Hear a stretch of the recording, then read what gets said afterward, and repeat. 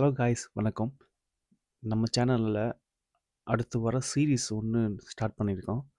அதில் என்னென்னா பிஹெச்டி பண்ணி அப்புறம் போஸ்டாக் அப்புறம் வந்து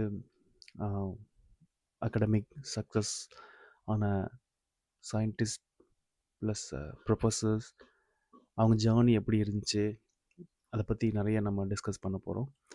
அது மட்டும் இல்லாமல் ஜஸ்ட் ஸ்டோரியாக மட்டும் இல்லாமல் next generation PhD plus postdoc அதில் ரிசர்ச் இருக்குது, தேவையான கைடன்ஸும் இதில் இருக்க போகுது.